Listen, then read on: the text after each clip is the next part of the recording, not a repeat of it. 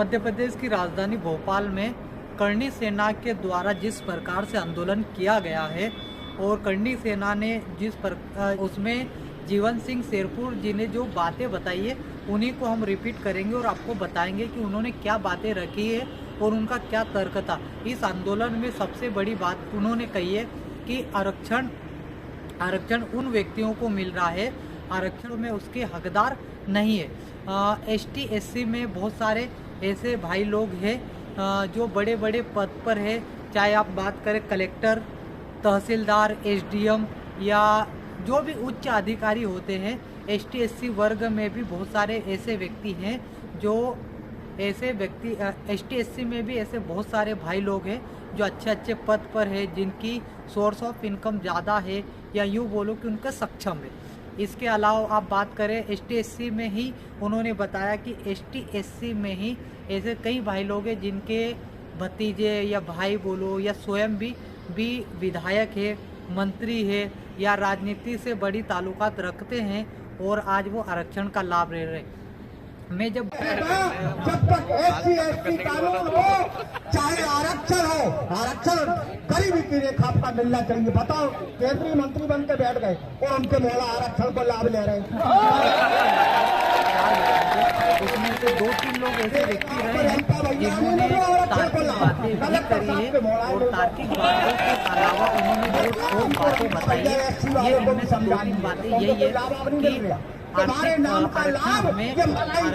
सरकार को आरक्षण आर्थिक आधार पर देना चाहिए, न कि जाति आधार पर। यदि आर्थिक आधार पर यदि आप आरक्षण देते हैं, देश के आधार पर देंगे तो न सिर्फ समाज का भला होगा बल्कि देश का भला होगा। उसमें से यही बातें उन्होंने खुलकर बोली है कि जब जो व्यक्ति सक्षम है या जिसके पास जो व्यक्ति सक्षम है उस व्यक्ति को भी आरक्षण मिल रहा है, जबकि ऐसा है कि ओबीसी और जनरल कास्ट में भी ऐसे कई भाई लोग हैं जो गरीबी रेखा में आते हैं या यूँ बोले कि गरीबी रेखा से उनका जीवन बहुत ही सामान्य है, उसके बावजूद भी उन्हें आरक्षण का लाभ नहीं मिल रहा। ये बातें उन्होंने कही है। उसके अलावा ऐसे कई मुद्दे उन्होंने उठाए हैं और करणी सेना ने जो इस प्रकार का आंदोलन किया है, काबिलियत तारीफ। और इसी के मद्देनज़र रखते हुए जब हम लोग वहाँ गए तो देखा कि ये आरक्षण के मामले तो ठीक है, पर देश के अंदर ऐसी कई चीज़ें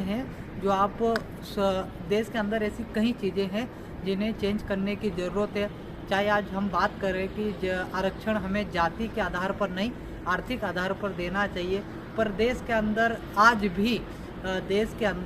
भी 1947 से लगाकर 2023 तक आज 75 साल हो चुके हैं देश को आज़ाद हुए, उसके बावजूद भी जाति के आधार पर ऐसे कई क्षेत्र हैं, ऐसे कई गांव आपको मिल जाएंगे, ऐसे कई लोग मिल जाएंगे जो आज भी छोटी जातियों को हीन भावना से देखते हैं।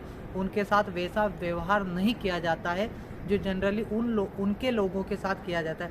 लोगों को आज हीन भावना से देखा जाता है। तो देश के अंदर ऐसे कई मुद्दे हैं जो समझने की ज़रूरत है। हालांकि हम ये नहीं बोलेंगे कि आज देश के अंदर जातिवाद बिल्कुल आज भी वैसा है। हाँ, सुधार आया है, तकरीबन बहुत अच्छे लेवल पे सुधार आ चुका है, पर देश के अंदर ऐसे कई क्षेत्र आज भी है जहाँ पर जाति के आधार पर या नीच बोल के या यूँ बोले या वैसा क्षेत्र जहाँ पर ये एसटी या एससी वाले लोग या नीची जाति वाले लोग रहते हैं तो वहाँ जाने से कतराते हैं या उनको दूर से ही राम राम कर देते हैं, मतलब पास जाने से कतराते हैं। तो ऐसा नहीं है कि देश के अंदर आज भी जातिवाद खत्म हो चुका है। तो कई ऐसे विद्वान लोग रहे हैं या टीचर बोलो, ऐसे विद्वान लोग रहे हैं जिनका तर्क अलग अलग रहता है आरक्षण को लेकर कि किसे जाति के आधार पर आरक्षण देना चाहिए, किसे आर्थिक आधार पर आरक्षण देना चाहिए। हालांकि अपनी बौद्धिक स्तर इतना ऊंचा नहीं है कि हम इस टॉपिक पर बहुत अच्छे से आपको हम समझा सके, पर ठीक है, सरकार यदि जो भी करेगी अच्छा ही करेगी और जो भी होगा वो अच्छा ही होगा। पर देश के अंदर सबको समझने की आवश्यकता है, यदि आरक्षण जाति के आधार पर चाहिए या आर्थिक आधार पर, दोनों चीज़ों को बैलेंस से लेकर चलना पड़ेगा।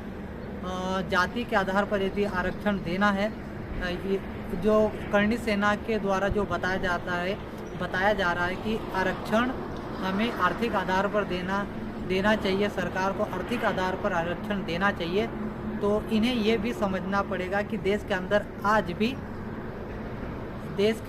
आज भी जातिवाद कायम है। यदि आप स्वयं ही इस चीज़ का विरोध करेंगे, जातिवाद खत्म करेंगे, तो हो सकता है जो समाज का जो दूसरा वर्ग है इसकी तारीफ करे, समाज का दूसरा वर्ग आपके साथ आकर कदम से कदम मिलाएगा और आरक्षण का विरोध करेगा, खास करके जाति के आधार पर जब तक देश के अंदर जातिवाद खत्म नहीं होगा, वो संभवतः आरक्षण बना ही रहेगा। तो ST SC या यूँ बोले नीची जाति के लोगों को हीन भावना से देखना, यदि जिस दिन लोग बंद कर देगा, आरक्षण स्वयं ही खत्म हो जाएगा। ऐसे बहुत सारे विषय हैं जो सरकार इस पर रिसर्च करे या इस पर टॉपिक पे बात करे, खुले मंच से बात करे, तब जाकर ये कहीं की बात बन जाएगी। पर काबिलियत तारीफ जीवन सिंह शेरपुर जी की, जो बंदे ने राजधानी को हिला दिया, साथ ही साथ पूरे मध्य प्रदेश को हिला दिया, सरकार को बात मनवाने के लिए मान लिया। काबिलियत तारीफ उस बंदे की जिसने राजधानी पर तहलका मचा दिया। उस बंदे को जब पहली बार देखा था तो बहुत ही तेज, उनके चेहरे पे बहुत तेज था और बात बताने का जो तरीका था बहुत ही लाजवाब था। और मैं उनको देखकर काफ़ी खुश हुआ और मुझे अच्छा भी लगा उनसे दूर से देखकर कि हाँ यार, बंदे में दम है। हालांकि आरक्षण जाति के आधार पर मिले या आर्थिक आधार पर, इस पर हम कोई टिप्पणी नहीं करेंगे, पर दो चीज़ें हैं, ये जातिवाद खत्म हो जाए तो आरक्षण स्वतः ही खत्म हो जाएगा। और रही बात आर्थिक आधार पर, तो सच में ये मुद्दे इस पे भी चर्चा का विषय है कि आरक्षण सच में आर्थिक आधार पर होना चाहिए, पर जातिवाद भी खत्म करने की हमें आवश्यकता है। हालांकि इस पर आपके क्या विचार है आप बता सकते हैं, और आप क्या सोचते हैं इस टॉपिक पर आप भी बता सकते हैं। बने रहिए हमारे साथ। नमस्कार, शुभ रात्रि, जय हिंद, जय भारत।